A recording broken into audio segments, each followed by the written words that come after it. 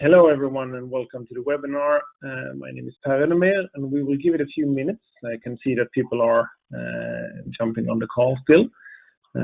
So in the meantime, get yourself something to drink and find a good place to sit down and enjoy the show. And we'll start in just a few minutes. Yeah, and also maybe start getting accustomed to this GoToWebinar interface. I don't know how it. I think, like for example, there's a chat on your somewhere to the right in this in the tools there, and this is where we will be asking, taking the questions later. So that's also one thing to do while we wait for the rest of the people to drop by. So you have a lot of sun where you sit, Per. That looks really nice.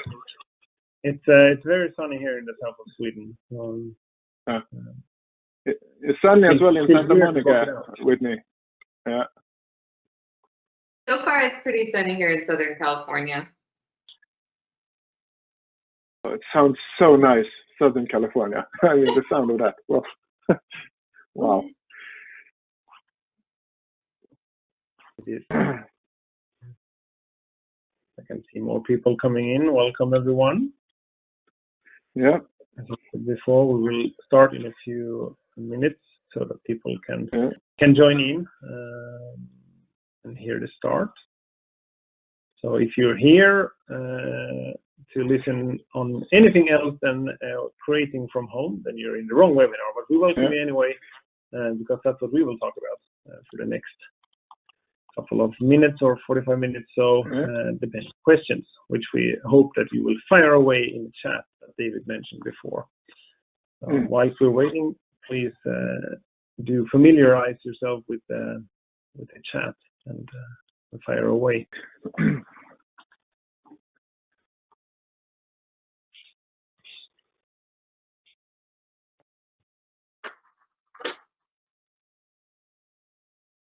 We're also taking tips if you have attended any other great webcasts, because we're looking into maybe getting newer webcast platforms. So if you have tips on that, please drop it in the chat. I mean, this is good, but I think some of the visuals looks. I think I wrote that in my LinkedIn push for it. A little bit of Windows 98 feeling here.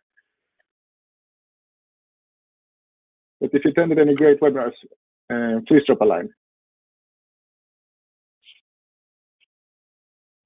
Yeah, I think we're open to advice as well as questions, always. Yeah. It's almost a little retro feeling to it. So it's now coming up on 3 minutes past. So I'll get started if you are okay with that, Whitney and David. And then we'll go through the practicalities in the beginning, and then people will join in as we slowly start. We'll have a slow start in the beginning. So hello again, everyone on the call. Thank you for joining. This is the Create from Home webinar by Idean. We will take you through a bit on how you can transform your way of working online and from home and creating from home, and based on things we've learned and the current situation around us. So we'll get started with a small introduction to us, as you can see in the lovely feed, whereas maybe my picture is the most misleading because my name is Per, and I'm head of agency for Idean Sweden, so responsible for everything we do and all the people we have in Sweden. And I know we have some people joining from other countries as well, so welcome everyone from everywhere else. Then with me I have David. If you go ahead and introduce yourself. Yes, so my name is David, and I'm at the Idean Malmö studio in the south of Sweden, where I work as a service designer / UX designer. But the topic I will talk most about here is my facilitator role that I've been practicing for the last 2 to 3 years in these projects that I lead and take place in. Yeah, and then we also have Whitney. Hi, my name is Whitney Jardine. As mentioned earlier, I'm in Southern California, and I have been working in Agile methodologies and design thinking for about 10 years. Yep. Nice to have you on board here in this webinar as well. And we are the crew that will guide you through this little journey. What we will talk about is this is the agenda for today. So we will start with a little introduction to Idean, in case you didn't know us from before. A small introduction to the Create from Home story, where it originated from, and why we're talking about it today, and how to pivot like pros. So what have we then, opportunities that we've helped our clients to save, and things that we've done during this time, and that can really change the game, and some tips and tricks on what we believe is a good way, or 6 tips to build a remote creative culture, which is important.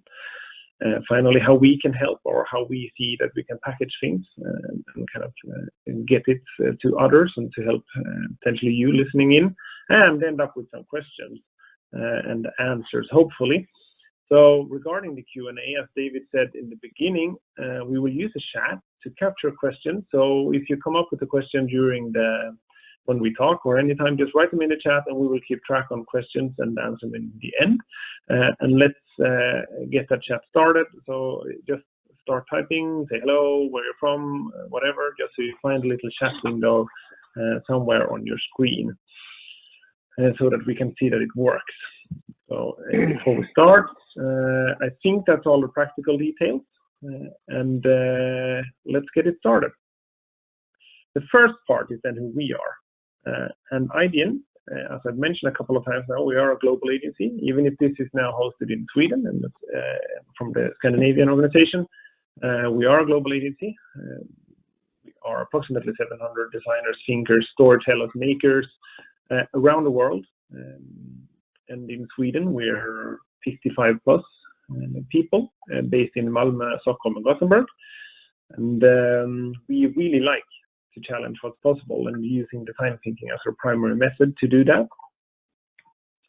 We launch experiences, and our focus is on people. So the position we have within the group, we belong to the Capgemini group, is to work with empathy, work with people, to work with creating feelings and engaging in feelings, so that they in turn can build meaningful relationships and with their clients, or with their clients' clients, or products or services that they use.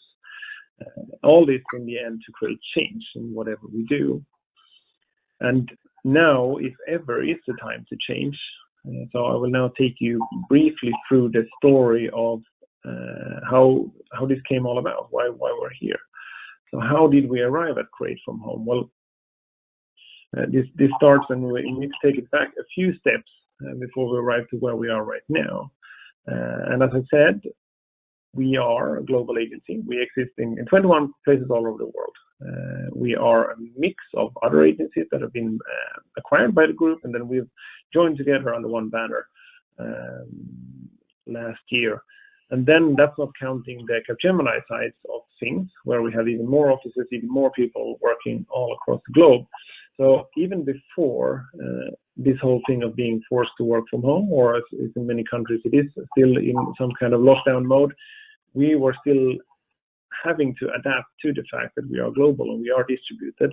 And there was a series of workshops done in the US, for example, on how can we really do this? How can we work like this? How can we work efficiently and create from home? And also, as a part of our culture, something that we've really built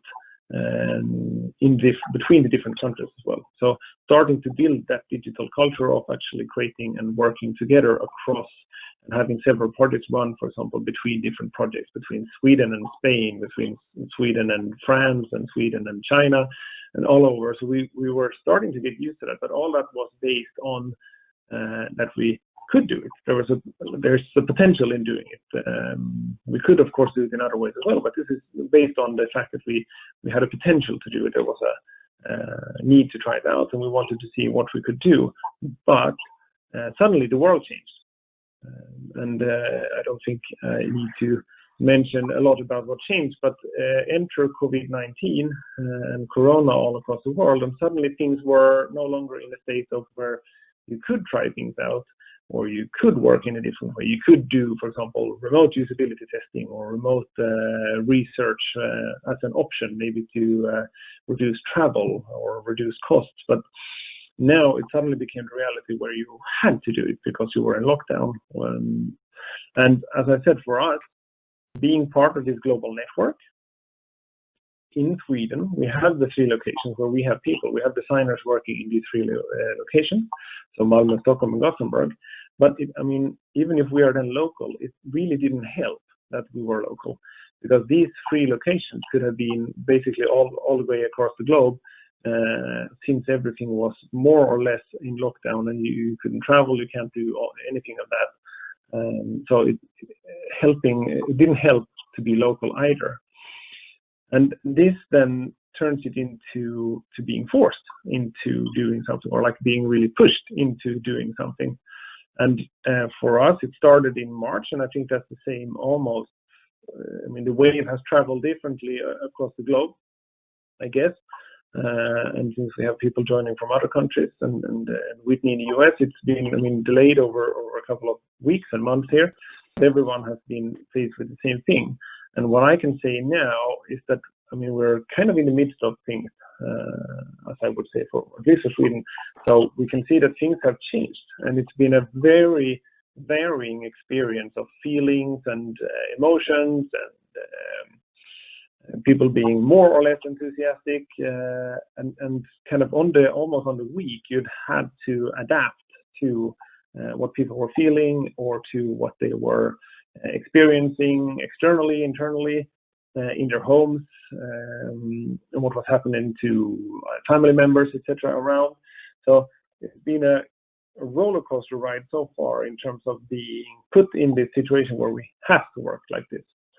And being a UX designer from start, I've talked a lot to in projects and clients with this thing of a user being forced into a specific behavior, using a specific tool that they don't like, or using a specific thing, or working in a way, or a user interface that doesn't really work. When being forced to do that, they will get different reactions. So even if we presented, early on, if you visited the microsite, etc., you can see the statistics that are flying around of it's beneficial to work from home. You can reduce stress, you can save money, you can, all of these statistics that are being used right now. Well, why is there then a mismatch between what is being said in these ones and what maybe people are feeling?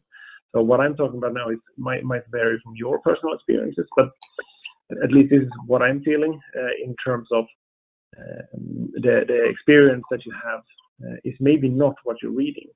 And my interpretation, or our interpretation of that, is exactly that you're being forced into working in a way that you maybe weren't prepared to, or wanted to, or were ready for. And depending on your organization's change ability, or your organization's willingness to change, or to kind of already be ready for change and working in a different way, that is then how you personally could feel or adapt to the change of being there. So the experience has varied very much over time, is what I would say. Now, let's see, the different countries are differently. In Sweden, I would say we're somewhere in the yellow right now. Everyone is waiting for summer here at least, and then saying that, well, hopefully things are in another way when summer is over. But what we are now talking about is the paradigm shift of what is happening next. So if we look at all the statistics, what about then the future?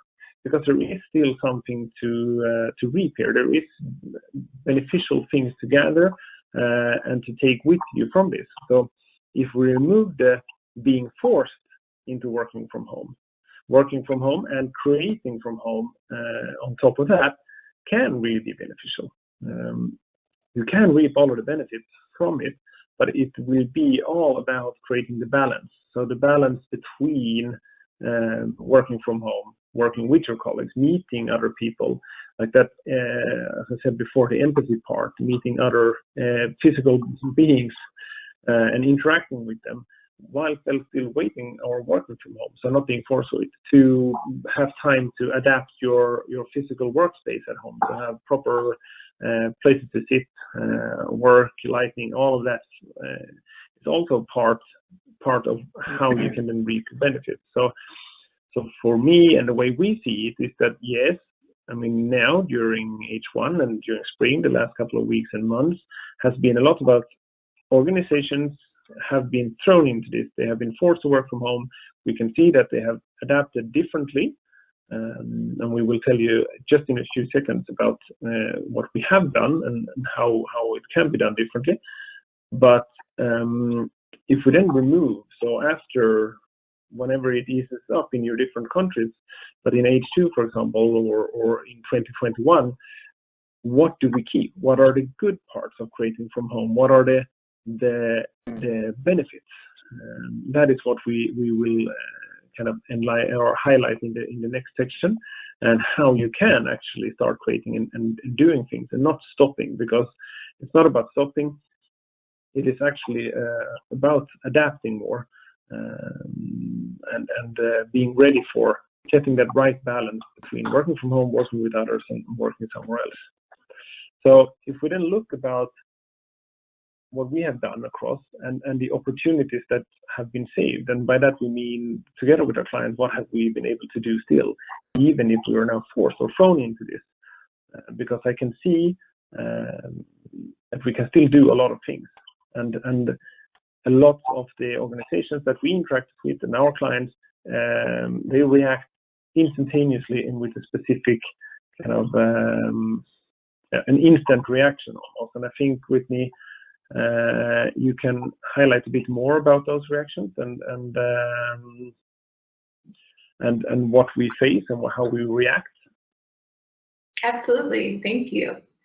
So as Per was mentioning, when things change, when we are uncertain, often our natural reaction is to shift to a pause or to a command and control form of operation, or stop. And what we have found is that we can keep moving forward. Most of this comes from uncertainty. And while there is uncertainty in the world, there is still an element of certainty within our teams and within our ways of working together, that we can simply pivot to a digitally distributed remote format so that we can keep moving ahead and being creative and innovative. Yeah.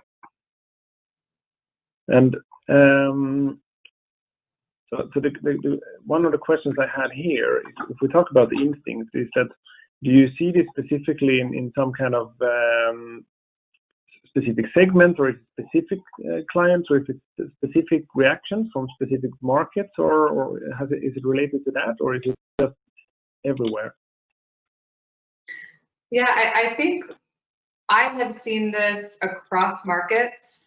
I will say that I do believe the market that has had the most legitimate and challenging pause in their pivot is those within finance and banking.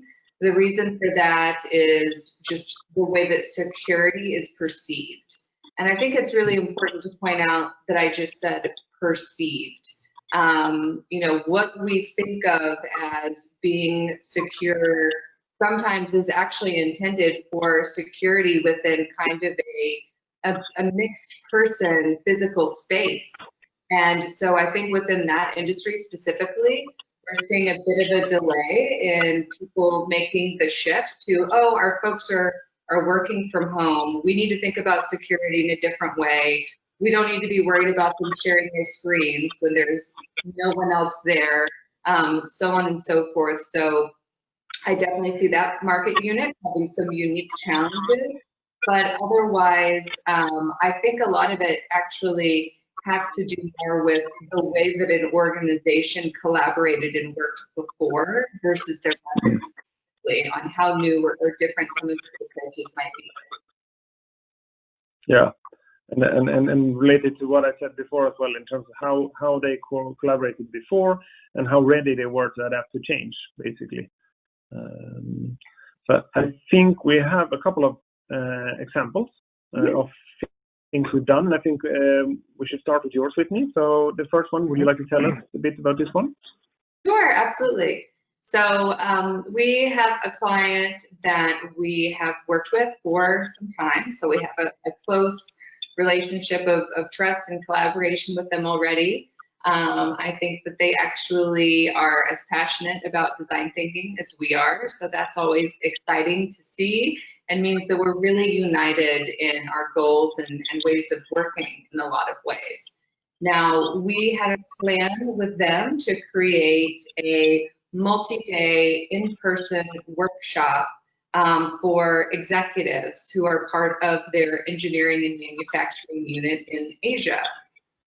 It was all planned to be in person, and they are a company where people don't do remote collaboration historically. They, might have a Zoom call for sure for people to connect with the home office in Asia and the innovation office in California, but certainly have not done remote workshopping or collaboration at scale before.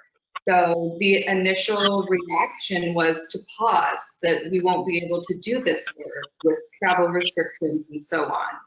So we took a moment to hear their concerns and understand what they thought might not work and might be a challenge, and shared with them the success that we have had.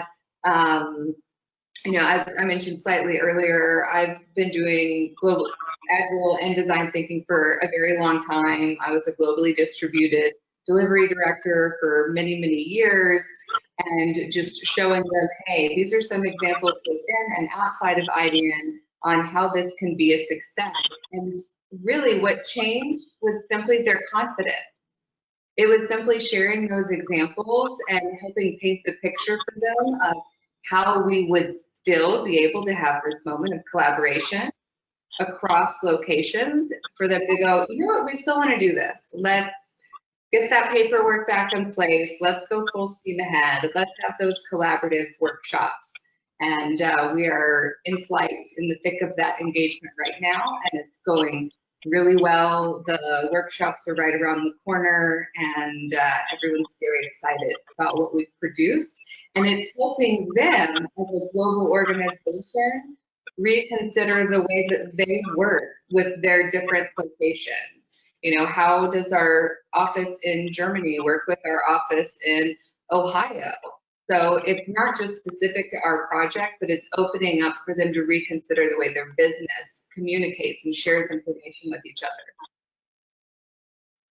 What would you say? I mean, in that, talking through them from when they said that no, we can't do this, we have to back down, etc., and to them actually doing it, what do you think was the most convincing piece of evidence that you showed them?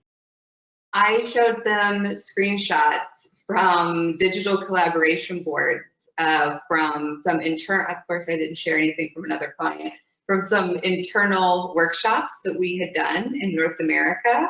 And I showed them we had created some digital design thinking canvases and the ways that we were able to instruct people to use those, because that was also a concern that they had. Well, our people aren't used to using these tools. And I said, hey, look, we're a globally distributed company. We do this all the time, but not everyone has in-depth knowledge and familiarity of these tools. And so I showed them that we were able to successfully onboard our folks very quickly within a collaborative session and be able to have some really great results within a half-day session. And that gave them the confidence they could do it as well. Okay. With our help. Great. Yeah. And I believe that's a very convincing piece. It's always easier when you can actually see that others have done it before. So I hope we can give that confidence to people listening here today. I think we have one more example from you as well, but from a completely different market unit or market segment. Yes. So the next example, I'm not sure if you've advanced. Yeah, there we go. So this is a client that does medical hardware device manufacturing, and they approached us. They were redesigning and updating the hardware piece itself. And in doing that, they saw the opportunity to also improve the digital software that went with it, the actual app or panel, what have you, that a practitioner uses.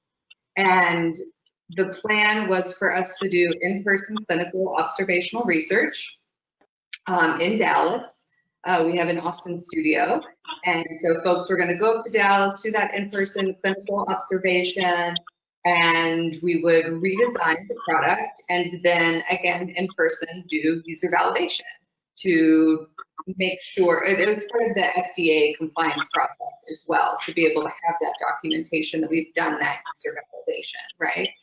So again, travel restrictions went into place. There was concern we may need to shelf this. We can't do this at this time. And we said, well, let's think about it. Let's figure it out. And we were able to do everything remotely. We actually shifted to it being done by folks in California who had some deeper medical experience than some of the folks in Austin, I believe. So that we had that opportunity to have an even bit of a better fit for the client because we had shifted to doing it remotely. And for the clinical research, we didn't have a GoPro, but we did have a doctor with a spirit of adventure. And that doctor was willing to secure an iPhone to their head to operate as that doctor view camera. And then we also had several other cameras within the room that were set up offering multi-view of the staged clinical procedure that were happening. And we did all of that via Zoom on a remote platform. So it was as if we were in person, and that gave us the information we needed to do the redesign. And then when it came time for the user validation, we switched our approach a bit there as well. Instead of something that was purely observational, we used a digital prototype that we created within Figma. And then again, used a conferencing tool to be able to have that face-to-face moment, catch someone's nonverbal communication as they're going through the product, and still had a really successful user validation trial that was handled digitally, where we were able to uncover some really great feedback for the client, not just about our work, but also about the redesign of the hardware itself, which we didn't even give them a physical prototype of. We simply provided a video describing the new device and helping them imagine how they might use it. And that's something that we wrapped up recently and is under FDA approval at this time. Listening to this, when you talk about it, it feels like you really got the culture or like the engagement from everyone to, okay, let's like roll up our sleeves and do this. Was that the same view that you had or that the teams had, even the client ones and the doctors, etc.? Absolutely. I think that one of the things that's been the key to success in both of these examples, and really any example to this, is a willingness to try. You know, just the fact that people went, look, we are dedicated to this work. We're going to give it a go. We might hit some road bumps, but knowing that we're here to solve problems together.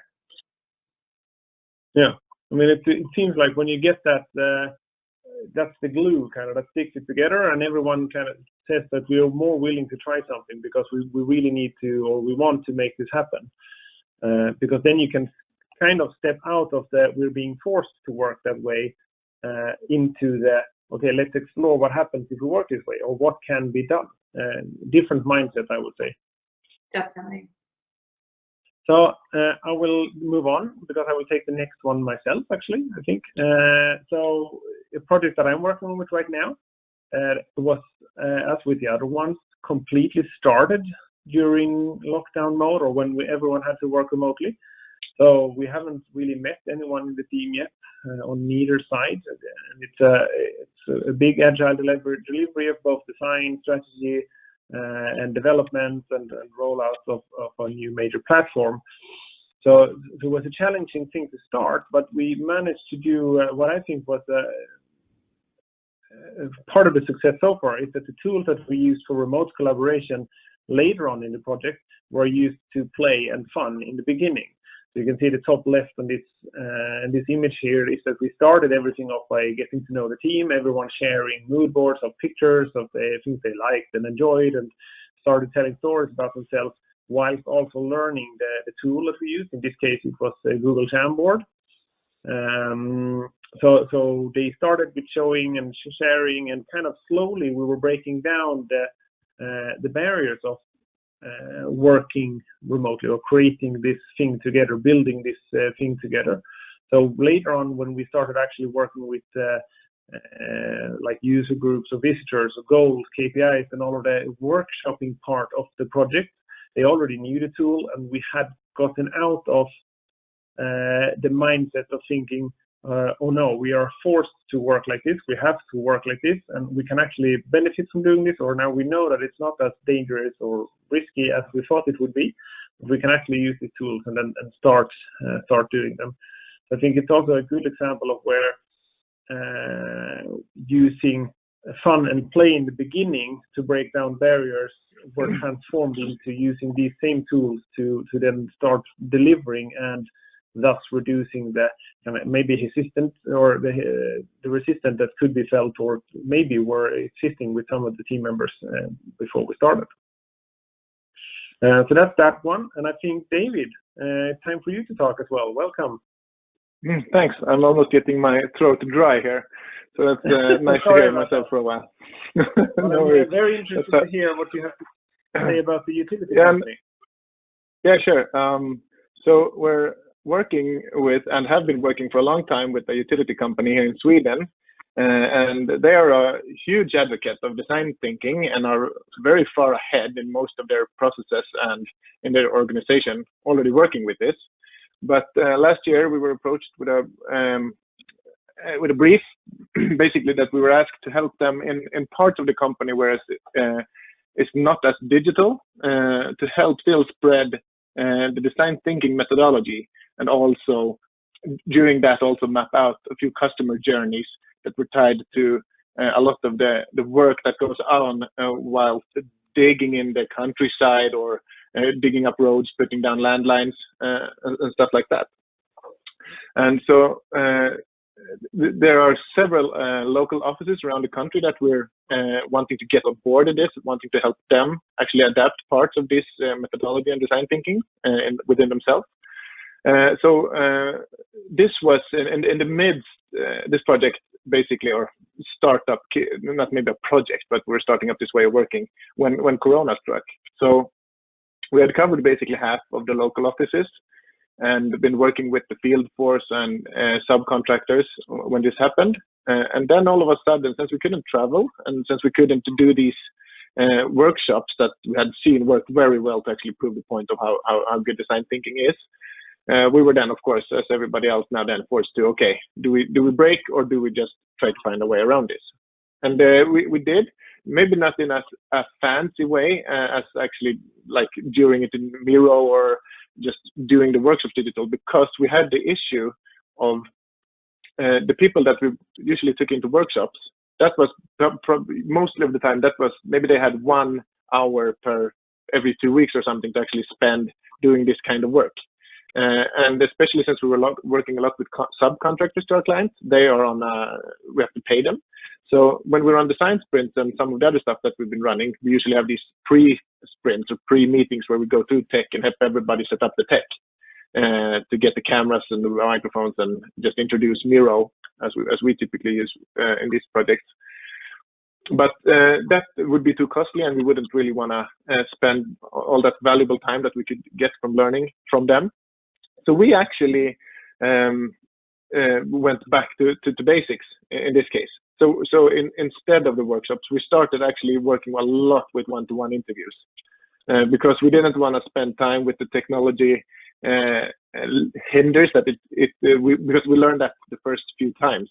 We lost a lot of focus during that. So we actually went back to one-on-one interviews, and also sending out questionnaires. We lost, of course, a part of the collaboration, which is unfortunate, but still the learnings from it, and also the progress in building the customer journey and learning from that to help the client's customers, were still moving at the same pace. So that has been working out fine so far. Guys, if you have any questions, please drop it in the chat. We can see them and take them at the end if they come in. So don't hesitate to disturb, as you would say in a regular meeting. And I have a question for you there, David, because it feels like one of the things here is that you mentioned that the work you did was already in a digital tool from the beginning, right? Yeah, exactly. So did that help the transition? Absolutely. Yeah, absolutely. I think that's one of the things that we for sure will be continuing with. And we've been using different tools, Castellans for mapping out journeys and also process mapping and stuff like that. And also Miro. And one of the things that I typically have in all the usually in projects is that if you don't have a dedicated project room, for example, where you can actually keep the journeys and stuff from the exercises as you typically would want to do, having them in a digital format and in a Miro board or whatever, I think that's something that will make a lot use of, because I think the balance between digital and physical up until now has been pretty. I mean, it's been working well in the cases where you have all the people on site all of the time, and you can have the dedicated rooms for the insights and for the mappings. But in most cases where we work, that is not the case. So that has been great and a huge accelerator of actually being able to move with the same pace. Okay. But that's a great question. Really good question. Yeah, and then I think the other example you can talk about is a different view as well. I mean, it's a completely different perspective, maybe. Yeah, and this is a really, really cool project that we were happily invited to take part in, since at Idean we're working with the planet-centric design methodology, and are really trying to embrace how we can actually take care of our Earth in a good way. This is not a topic for this webinar, but hopefully we can get back on that topic. But the city of Lund has a target to become climate neutral by 2030, and within Lund they have a sub project, or how you say, doing this to actually how can we achieve this by design thinking, through design thinking. So basically, the brief was to establish, help them establish the innovation team, and also map and conduct research, and then start actually creating ideas on how to achieve this. And this is a huge project. I mean, working with a municipality and a city in this way is their business is so huge compared to, their clients is everybody, right? So that has been super interesting and super fun. One thing though, when working with a municipality that is struck by crisis, as every city was during this time, being able to keep the focus of the participants is of course challenging, because even though we shouldn't stop and say, hey, we have to abort now. We need to continue the innovation. I still want to go back to what Per said earlier about the empathy, and try to also understand, okay, what are the situation now for the people that are going to contribute to these innovation workshops? What are their lives looking like right now? And there's a lot of crisis handling that needs to go on and work well in a city. So we actually had to take that into account, because it built more frustration and actually maybe worked as a counter-effective way of spreading design thinking and using design thinking. So instead, we went back with the innovation team and has been working more with the people actually dedicated to this, to plan ahead and to see how can we regroup, how can we still create value, and how can we not introduce more stress, without introducing more stress right now in the organization. Because that human perspective, I think, is super important to take care of, especially as designers, because you affect so many people within the organization. So that, but still, I think it's super cool with the goal of being climate neutral, and especially also since a lot of us at Idean in the south of Sweden, at least, live in Lund. It's also cool to be able to contributes to your hometown. Nice local touch to it. And thank you for mentioning that, because we will get back to that about the context as well. And it is super important and something we will learn through all of this. Because if we look at the things we talked to you about, these cases or these projects that we mentioned, they all have when they've been putting off or they've been saying we need to pause.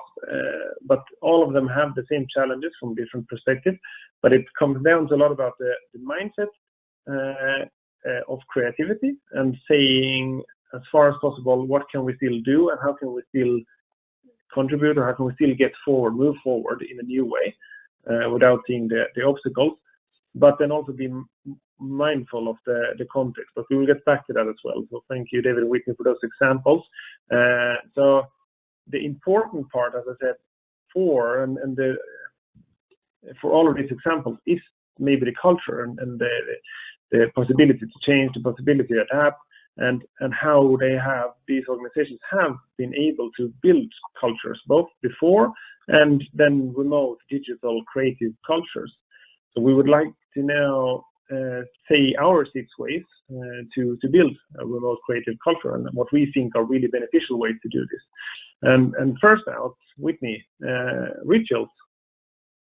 Hi, yeah. So rituals and routines are so important for any organization, for any culture. And when you switch to a globally distributed or remote model, it's that much more important. It helps people have structure, it helps them stay connected, it helps people be on the same page. Something that was not part of any of the Agile, Scrum, PMP, etc. certification and training that I personally undertook is the importance of having fun and dressing up. And that's what you see an example of here. I think that in this time, Per started the conversation around understanding context. This isn't working from home in the way that people work from home in a non-crisis type situation. So having new rituals that focus on the business and focus on the work to be done are very important, but also adding rituals that are simply about people connecting and even adding fun to those, day-to-day moments is something that helps people come together. What you see here, you might not recognize me in that top left corner because I'm wearing a wig with my hat, but we decided to have a fur-themed dress-up stand-up one day, and everybody came in their silly outfit, and it really helped us set the tone for our collaboration and the rest of the day after having some good laughs to just be happy together. And I think that helps us ultimately be more productive as well. I really love it. And I do recognize the cat, but not you in the image. For the second tip, it's also from you, Whitney, and it's about stress. Yeah, so people are under a lot of stress. And as I mentioned earlier, I'm in Southern California. I'm in Santa Monica. I've been under a 1 p.m. police curfew for the last 3 days, depending on, and in the midst of a pandemic. Depending on where people are geographically, the situation within their home, we have to understand everyone is operating from a very unique set of challenges. And so I think that, to the previous point about having rituals and routines, helping people have a sense of order and control and knowing what they can expect is a great help in reducing stress. Also reminding people to take care of themselves, organizing meetings where people are maybe going for a walk and everyone's just on the phone, empowering people to take a personal day or an hour, a moment for themselves, helping your colleagues or your team know that we're all aware that this is a stressful and challenging time and context, and that we're here to support each other can really help them to take care of themselves so that in this marathon that we're all in, they don't run out of steam and they can keep going. Exactly. We'll call into that, or we kind of get back to that again and again, because it is maybe one of the most important ones. So the ones I will bring to the table are is this one first. So don't fix what isn't broken. I mean, I've seen a lot of organizations also bending over backwards to trying to do new things and changing tools and adapting things, but don't fix what isn't broken. What I mean with that is that keep the things that actually work. So phone calls still work, and don't change all of the things at once, because as Whitney just mentioned, the rigor and the routine is still needed. You need to have some kind of safe harbor if everything else is changing. So try to look at what we already have that works and then adapt the other things, or change the other things that you need to. Tip number 4 is again back to what we said here: be mindful of the context. So we've been, this has become more and more of a thing that we start thinking about. And I mean, just as we have prepared for this webinar, as Whitney mentioned, living in Southern California, she has a completely different bubble of context when you leave this call than I have in the south of Sweden. And I think it's easy to forget sometimes, especially when you work from home, because if you're in the office and you have workshops together, it's easier to read people's faces, it's easier to know, to hear before the meeting starts, to check in, to do all of those things. So again, I'm stressing the empathy part here, and to be mindful of your people, the ones you interact with, to think about the context that they are in and how that will inadvertently affect the workshop or the creative work that they need to do from their home in that context. And then tip number 5, David, is you. Mm-hmm. Yeah. So in terms of like knowledge, what we've seen so far, and what happens, of course, during all big shifts in how things work, is that when people face new challenges, like in this case, then now the working from home challenges are more or less the same for most people. But the timing of when they occur is a lot different, depending on when you start a project or when you set up a new team or whatever.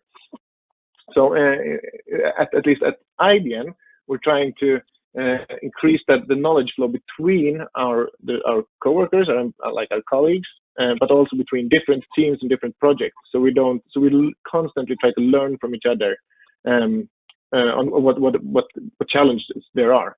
So setting up, we typically do lunch brown bags where people get to share their experiences from their projects. And those things we have actually ramped up now and during this, because we see the need for it is bigger.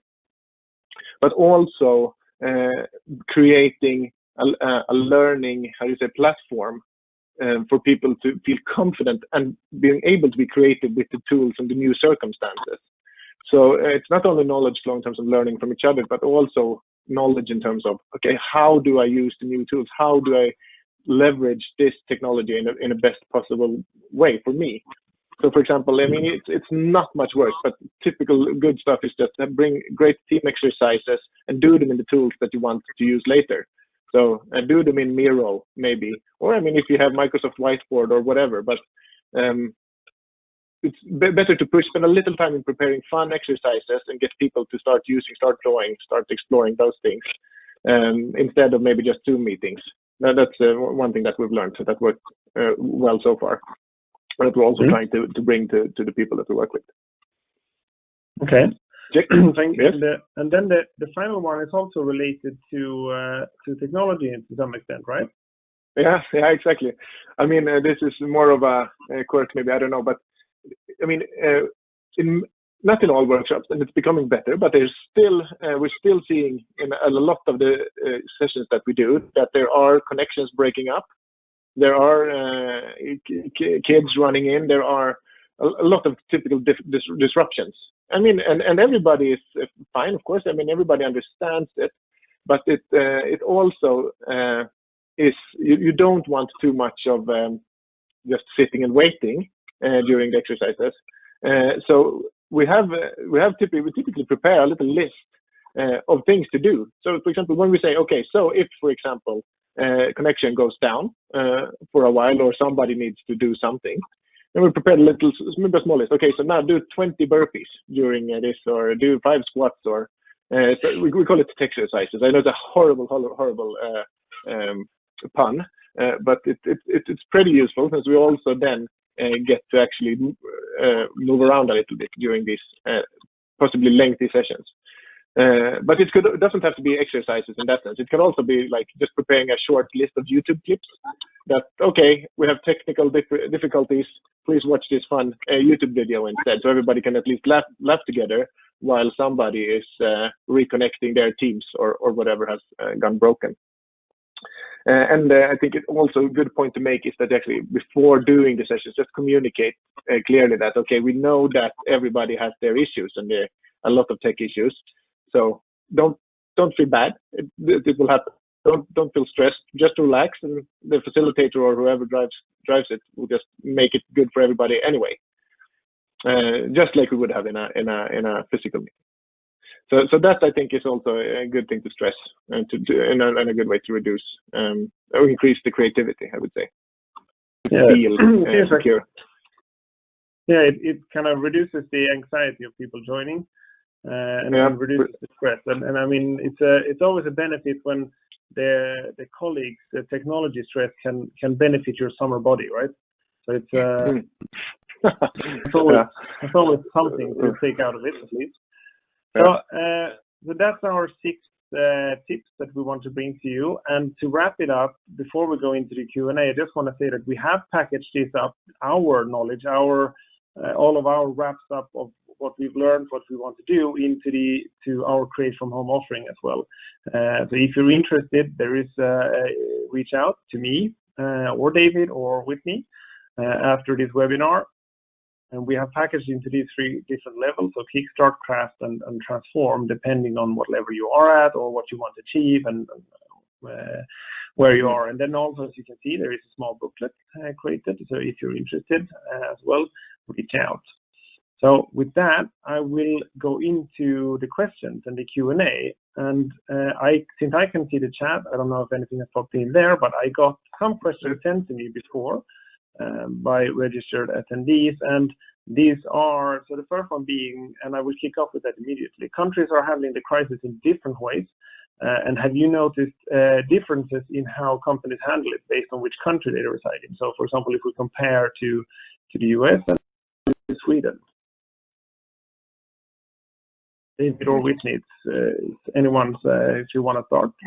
I have an example to share. So we have a client that is located in Japan, where there has been very minimal impact with COVID-19, and people there are very much still going into the office. And so where they are versus where we are in California, very different. And so helping to bridge that gap of, okay, well, in this space, we have a lot of people that are able to physically be together. But then in this other part of the company, people are still very much limited to working from home.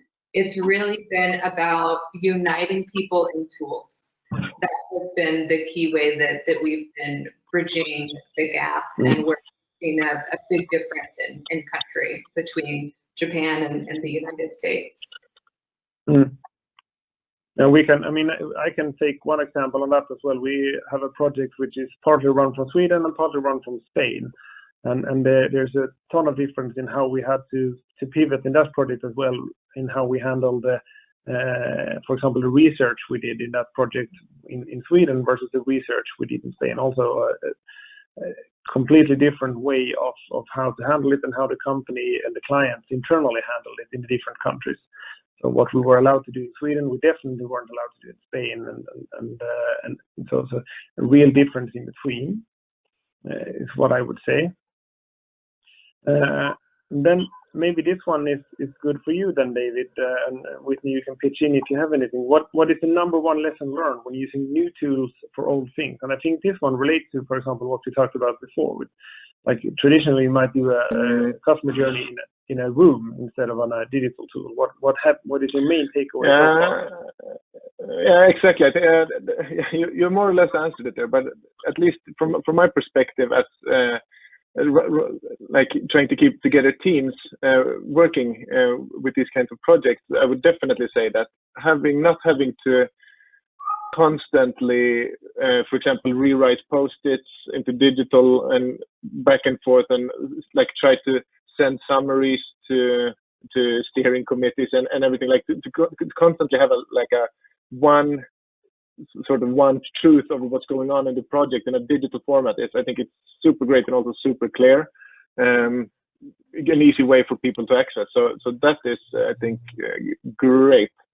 And one thing I would also like to advocate here is the point that one of the tools that I'm using a lot more now is actually my own iPad with a pencil. I mean, you can have any tablet with a pencil, but I still think for a lot of people, including myself, drawing with a trackpad or with a mouse isn't super fun. And since most of the like Miro and Microsoft Whiteboard and Mural and everybody has these tablet apps now, so just being able to basically get the whiteboard in your hand and start drawing without feeling limited by a mouse or by shapes or whatever is super nice for actually explaining ideas quick. The one thing I would like to add to what David was saying is I would tell people that less is more. That oftentimes we get a new tool and it's like Christmas and it's exciting to open it up and see all of the things that it can do, right? And as a former Jira super admin, I can let you know that every feature isn't needed for every team in every situation. So while it's exciting and tempting to use every feature and every possibility of Jira, Mural, whatever tool it is, try to have some restraint and know that for a lot of people, the more is overwhelming, and think about what do we really need?